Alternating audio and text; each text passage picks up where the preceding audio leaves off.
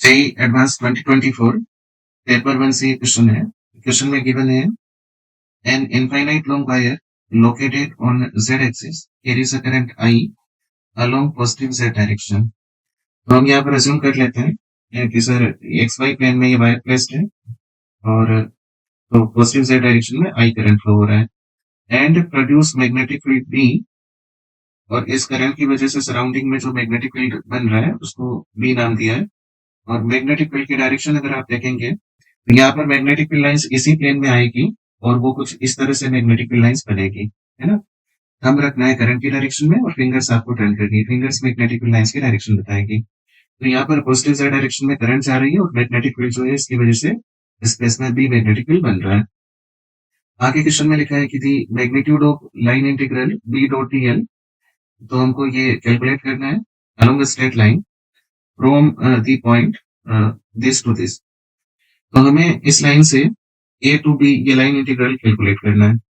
अब देखिए यहाँ पर हम क्या करेंगे बेटा, पूरी लाइन पर जो है ना मैग्नेटिक फील्ड वेरिएबल है, क्योंकि आप अगर इनफाइनाइट वायर के मैग्नेटिक फील्ड का फॉर्मूला देखेंगे तो वो डिस्टेंस पर डिपेंड करता है। तो वायर के जो डिफरेंट डिफरेंट पॉइंट्स हैं उनका डिस्टेंस जो है ना अलग अलग डिस्टेंस बनेगा। तो मैग्नेटिक फील्ड तो पूरे वायर के लिए वेरिएबल है। दूसरा, हम इसको कैलकुलेट करने के लिए हम ये कर सकते हैं कि हम इसमें कोई एक सेगमेंट अज्यूम करें। तो अगर हम इस अप्रोच से सोल्व करें तो यहाँ पर मैं अज्यूम कर लेता हूँ कि लेट सपोज यहाँ पर कोई जनरल कोऑर्डिनेट है, जैसे यहाँ पर अज्यूम कर लेता हूँ ये जनरल कोऑर्डिनेट है sir X comma Y comma Z. और वायर से अगर मैं इसकी डिस्टेंस देखूं मैग्नेटिक फील्ड लिखने के लिए तो ये डिस्टेंस आपकी स्मॉल आर, और स्मॉल आर बन जाएगी कितनी, root over X square plus Y square. और जेड आप देखेंगे ना तो एक्स वाई प्लेन में जेड जीरो होगा। डायरेक्टली चाहे ना तो यहाँ पर भी लिख सकते हैं, ये कोऑर्डिनेट आप लिख लीजिए X comma Y comma zero, है ना। तो वाई कोऑर्डिनेट आप देखोगे ना तो पूरी लाइन के लिए कांस्टेंट है, वाई यहाँ पर कितना है, वाई ए के इक्वल है, पूरी लाइन के लिए वाई ए के इक्वल है। तो ये डिस्टेंस आ जाएगी root over X square plus Y square. और वाई को जो है ना आप ये लिख लीजिए, तो ये डिस्टेंस हो जाएगी root over X square plus A square. ये तो वायर से अपने पास डिस्टेंस आ गई ताकि हम इस पॉइंट पर मैग्नेटिक फील्ड लिख सकें, ठीक है। तो मैग्नेटिक फील्ड यहाँ पर लिखा जा सकता है। दूसरा, हम इसको यहाँ पर एक सेगमेंट अज्यूम करेंगे। तो यहाँ पर हमने एक सेगमेंट अज्यूम किया इस लाइन पर, और इस सेगमेंट की जो लेंथ है उसको मैं यहाँ पर dx नाम दे रहा हूँ। इस सेगमेंट की लेंथ को जो है ना dx हम यहाँ पर अज्यूम कर रहे हैं। तो ये dx लेंथ का सेगमेंट हो गया। और यहाँ पर अगर हम मैग्नेटिक फील्ड ड्रॉ करें तो मैग्नेटिक फील्ड के लिए आप यहाँ पर टेंजेंट ड्रॉ कर लो इस लाइन पर, ये आपका मैग्नेटिक फील्ड हो जाएगा बी। और बी को हम कैसे लिख सकते हैं, दी मैग्नेटिक फील्ड की is mu naught I, mu naught current carrying wire की करंट है आई, और डिवाइड में हो जाएगा अपने पास 2 पाई आर होता है, सो 2 पाई आर की जगह आप ये लिख लो root over X square plus A square. ये अपने पास मैग्नेटिक फील्ड हो गया इस सेगमेंट पर। अब हमको बी डॉट डीएल लिखना है। तो मुझे बी और इसके बीच में एंगल चाहिए होगा, तो मैं कुछ एंगल यहाँ से अज्यूम कर लेता हूँ। जैसे मैं अगर इस एंगल को थीटा अज्यूम कर लूँ लेट्स सपोज, तो बी और डीएक्स के बीच में एंगल कितना हो जाएगा, पाई माइनस थीटा, है ना, 180 minus theta. B dot DX अगर हम लिखें तो ये आएगा सर बी डीएक्स और कोस बी डीएक्स कोस, और एंगल अपने पास जो बनेगा ना वो आएगा कोस 180 माइनस थीटा।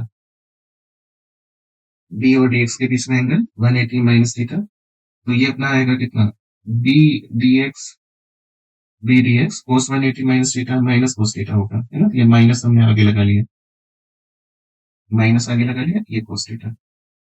तो यहाँ पर अगर मैं डीएल जो है ना, हमने जो क्वेश्चन में डीएल दिया है वो डीएल की जगह हमने क्या अज्यूम किया है, डीएक्स। तो हमारा जो डीएल है ना, जो क्वेश्चन में हमको दिया है वो डीएल एक तरह से हमारा जो है ना डीएक्स है यहाँ पर, ठीक है। तो मैं यहाँ पर अगर लिखूं इंटीग्रल बी डॉट डीएल या फिर डीएक्स लिख लीजिए, है ना। इंटीग्रल बी डॉट डीएल मतलब ये क्या हो गया, इंटीग्रल बी डॉट डीएक्स, क्योंकि डीएल हमारा जो है ना डीएक्स है। और इसकी वैल्यू हमने अभी निकाली है कि ये कितनी आएगी सर, माइनस का बी डीएक्स कोस थीटा। अब इसको अगर मैं फर्दर सिंप्लीफाई करूं, फर्दर सिंप्लीफाई करें तो माइनस की जगह तो माइनस लिख लीजिए, है ना। बी की वैल्यू आप लिख लीजिए कितनी, म्यू नॉट आई डिवाइड में ये हो जाएगा 2 pi root over X square plus A square. ठीक है, dx की जगह dx एज इट इज। और cos थीटा अगर हम लिखें तो यहाँ पर हम देखते हैं एंगल, ये एंगल थीटा है तो ये एंगल 90 माइनस थीटा हो जाएगा, है ना। और ये 90 है तो ये फर्दर एंगल, ये वाला जो एंगल है ना आपका, ये थीटा हो जाएगा। और cos थीटा अगर मैं यहाँ से लिखूँ तो वो होगा बेस। बेस यहाँ पर आप देखोगे ना, तो बेस तो ये हो गया आपका a। और हाइपोटेनियस मतलब कि ये वाली डिस्टेंस हो गई जो स्मॉल आर हमने बोली है। तो बेस यहाँ पर लिखोगे आप स्मॉल a, और अपॉन अपॉन में आ जाएगा, ये सेम डिस्टेंस आएगी root over X square plus A square. ठीक है, अब हमको जो है ना इसको इंटीग्रेट करना है। तो देखिए इसको अगर हम सिंप्लीफाई करें, ये बनेगा, माइनस को बाहर रहने दीजिए, जो कांस्टेंट है उसको भी बाहर ले लो, म्यू नॉट आई, ए की जगह ए लिखा, ए जो है कांस्टेंट है बाहर आ गया, डिवाइड में यहाँ पर आ जाएगा 2 पाई कांस्टेंट है बाहर आ जाएगा, और इंटीग्रेशन आपका बनेगा कितना, dx upon X square plus A square. ठीक है। अब हमें यहाँ पर x की लिमिट रखनी है, तो x की लिमिट अपनी कितनी जा रही है, ये जो पॉइंट है ना अपना यहाँ पर मिस प्रिंट है, ये रूट थ्री a,a,0 है। तो यहाँ पर x की लिमिट लिखे ना, तो ये जाएगी आपकी x की लिमिट जाएगी minus of root 3a to यहाँ पर जाएगी ये a तक। तो इसको हमको इंटीग्रेट करना है। अब ये इंटीग्रेशन जो है 1/x² प्लस ए स्क्वायर, अगर आपको पता नहीं है तो आप इसको याद रख सकते हैं, sir integration of dx upon x² plus A square, ये हमारे पास होता है 1/a tan inverse x upon a, है ना, ये इंटीग्रेशन होता है। तो इसको हम यूज करेंगे, तो यहाँ पर मैं इसको सिंप्लीफाई कर रहा हूँ, ये बनेगा माइनस का म्यू नॉट आई, ए की जगह a डिवाइड बाई 2 पर, और ये बनेगा 1/a और tan inverse x upon a। और यहाँ पर इसमें आप लिमिट रख लो, ये लिमिट देखिए a तो कांस्टेंट है तो बाहर ही रहने दो इसको, यहाँ पर आप लिमिट रख लो, कितनी रखोगे, minus of root 3a to a। ठीक है, इसको हम सिंप्लीफाई करते हैं फर्दर, तो ये हमारा बनेगा minus of mu naught I A divide by 2 पाई, और 1/a जो है ना, यहाँ से 1/a एज इट इज आ जाएगा। अब अपर लिमिट रखनी है, तो आप जब a रखेंगे यहाँ पर, जब यहाँ पर लिमिट आप a रखेंगे तो टेन इनवर्स 1 बनेगा, टेन इनवर्स 1 हो गया पाई/4, इसको आपने पाई/4 लिख दिया, है ना, माइनस, जब माइनस रूट 3 रखेंगे तो टेन इनवर्स माइनस रूट 3 बनेगा, माइनस आप बाहर ले लो, ये प्लस हो जाएगा, और टेन इनवर्स रूट 3 कितना हो जाएगा, पाई/3। ठीक है, ए से ए कैंसिल कर दिया। अब इसको सिंप्लीफाई किया तो ये आएगा आपका कितना, माइनस का म्यू नॉट आई, और डिवाइड में आ जाएगा 2 पाई, डिवाइड में 2 पाई, और ये एलसीएम ले लो, 12 एलसीएम आ जाएगा, और 3 pi plus 4 pi 7 pi, 7 pi by 12, है ना, पाई कैंसिल हो जाएगा। और यहाँ पर अगर इसको फर्दर हम और सिंप्लीफाई करें तो ये अपना क्या बनेगा, देखो, integral B dot D L, ये बन रहा है -7 mu naught I, -7 mu naught I, और डिवाइड में आ रहा है हमारे पास, डिवाइड में आ रहा है 24। तो ये एक तरह से अपना integral B dot D L आया ए टू बी। दूसरा हमें क्वेश्चन में जो है ना केवल मैग्नीट्यूड पूछा है, तो मैग्नीट्यूड अगर हम चेक करेंगे ना, तो ऐसा जो आंसर हमारे पास आ जाएगा, ये फर्स्ट वाला आंसर हो जाएगा। मैग्नीट्यूड में नेगेटिव कंसिडर करना नहीं है। ठीक है, एक अप्रोच तो इसकी ये हो गई। दूसरा अगर हम इसकी सेकंड अप्रोच देखें, सेकंड अप्रोच से सोल्व करते हैं, मैं यहाँ पर एक लूप बना लेता हूँ। देखो, ए को मैंने यहाँ से ओरिजिन से कनेक्ट किया, और फर्दर यहाँ से कनेक्ट किया, और इस पॉइंट को जो है ना आप सी नाम दे दो। तो ये यहाँ पर क्या हो गया, क्लोज लूप यहाँ पर एक फॉर्म हुआ, और इस क्लोज लूप में मैं एम्पियर लॉ अगर यूज करूं तो मैं लिख सकता हूं integral, closed integral B dot D L लिख रहे हैं, हम इस पूरे लूप में लिख रहे हैं, तो ये आपका होगा sir integral B dot D L from A to B plus integral B dot D L from B to C, है ना, बी टू सी, ये वाला पॉइंट जो है ना, हमने इसको सी नाम दिया है, और प्लस ये इंटीग्रल होगा बी डॉट डी एल और ये आएगा सी टू ए।